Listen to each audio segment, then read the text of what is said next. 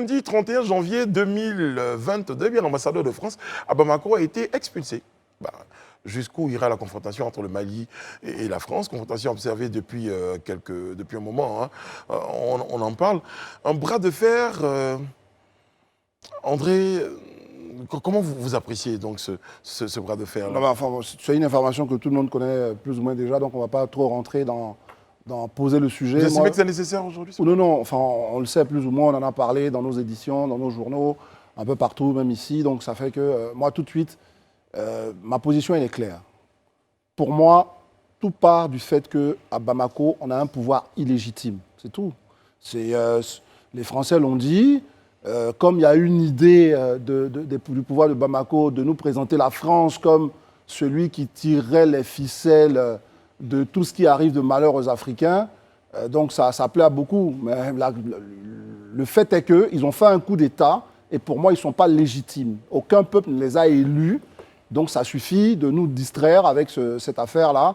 Et c'est bien de maintenir un pouvoir ou en tout cas une organisation gouvernementale à Bamako, mais il n'en demeure pas moins que c'est un pouvoir de transition. Seul le peuple doit pouvoir élire un pouvoir légitime. Donc pour moi, les Français n'ont rien dit de scandaleux.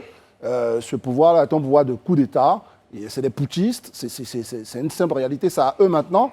Et là, ils donnent toujours la preuve qu'ils sont dans la défiance perpétuelle, puisqu'on l'a vu avec la CEDEAO. Je dis que ce n'est pas un président qui a été élu à qui, vis-à-vis de qui on voit pas mal de dirigeants s'énerver. Là, il s'agit d'un pouvoir qui a fait un coup d'État. Et ça aussi, j'ai une autre lecture.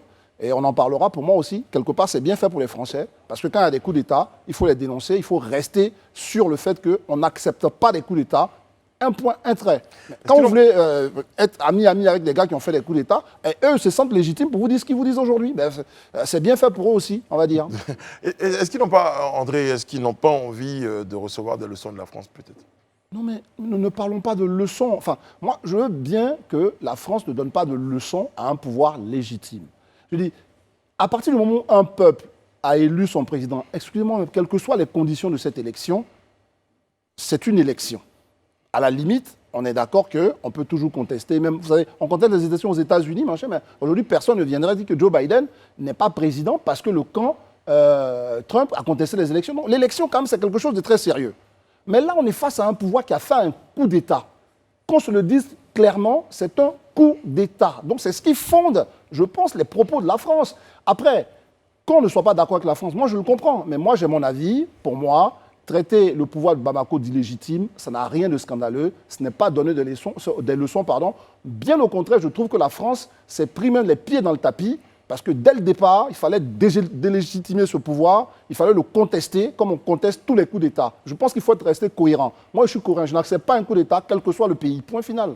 Ok, c'est bien noté. Élisée Boulougbe, vous pensez qu'aujourd'hui le Mali a les armes, permettez-moi l'expression, peut tenir ce bras de fer? Ou jusqu'où le Mali pourra tenir ce bras de fer?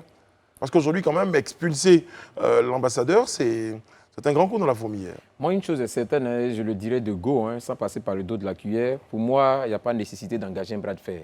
Aujourd'hui, le Mali n'est pas dans une position qui puisse l'aider à engager un bras de fer. Déjà qu'au niveau même de la communauté sous-régionale, on est déjà en disgrâce, je dirais en quelque sorte, avec les pays aux alentours, avec leurs voisins. En plus, on fait face à... Pas tous.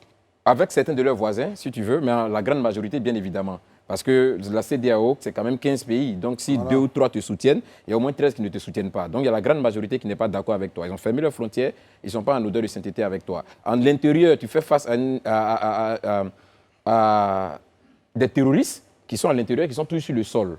C'est une réalité. C'est vrai que l'armée française, on peut l'accuser de tout ce qu'on veut, de tous les maux, mais toujours est-il aujourd'hui que la France a perdu 50 soldats en France, au Mali. Ce n'est pas négligeable.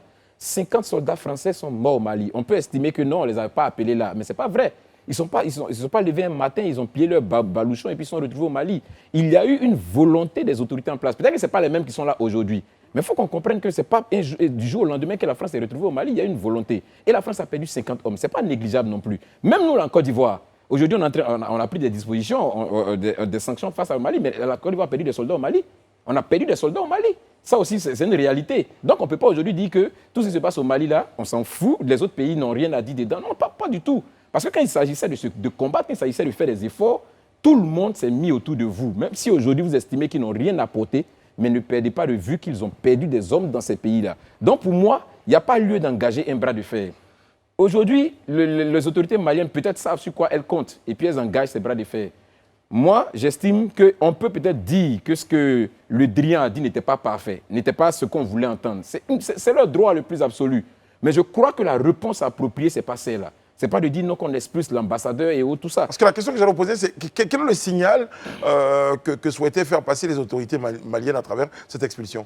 C'était quoi? Non, mais quelqu'un a dit, un ancien diplomate a dit que c'était tout à fait simplement symbolique, que ce n'était pas quelque chose de très sérieux. La preuve, il n'y a pas eu de réciprocité. Je veux dire, la France n'a pas renvoyé l'ambassadeur malien, etc. Donc, quelqu'un disait que c'était assez symbolique. Mais en même temps, pour moi, c'est... Non, mais c'est sérieux. Non, je dis assez symbolique, c'est sérieux, on n'a pas dit le contraire. Mais pour moi, ça prouve encore aussi toute la méconnaissance même de ce pouvoir-là qui est à Bamako, qui ne... À la limite même, je suis vraiment tellement surpris par la réaction des Africains. Comment un pays qui est dans une telle situation, avec l'ONU qui est autour, la MINUSMA, Barkhane, tout ça, peuvent vraiment se permettre d'ouvrir des fronts de cette nature? On est dans l'irresponsabilité. Ça, les Africains ne le disent pas. Moi, j'attends que quelqu'un me dise le contraire. On ne peut pas être confronté aux djihadistes et puis ouvrir un front face à des pays qui sont là pour nous aider à combattre. Quand j'entends certains hommes politiques, les États-Unis, ils ont passé combien de temps en Afghanistan? Plus de 10 ans avant qu'ils ne se retirent. Et mais dans quelles conditions? Et ce n'était pas juste les États-Unis, c'était une coalition. Et ils se sont retirés, ils n'ont pas vaincu les talibans qui ont repris le pouvoir. Vous pensez on a son cure-dent dans la bouche et on s'en va faire la guerre? Quand même, les gens qui combattent depuis des années et on parle d'africanisme. Le truc est simple. Si on pense qu'on peut, ça ne sert à rien de faire de la défiance. La France, nous, on pense qu'on a les moyens de combattre les djihadistes. Donc, vraiment, merci. On fait une jolie fête et puis on se salue. Les Français partent et puis on continue la bagarre contre les djihadistes. C'est aussi simple que ça. Quand on commence à faire tout ça, on cherche à faire, j'allais dire, à susciter l'émotion chez ceux qui se disent africanistes, qui n'en sont pas en réalité, et tous ces gens qui nous parlent le français à tout bout de champ, comme si on n'a que ça à faire. Mais après, je termine là-dessus. Juste une preuve. Là, les Maliens nous donnent la preuve que tous ceux qui nous ont raconté leur vie sur le fait que la France nous empêche de faire tout ça, c'est des bobards. Aujourd'hui, on peut défier la France. Là, la preuve. Ça veut dire que ça n'a rien à voir. Aujourd'hui, on peut défier la France. Les Maliens veulent. Ils peuvent demander à Barkhane de partir. Ils s'en vont. Et puis tout le monde travaille tranquillement. C'est tout.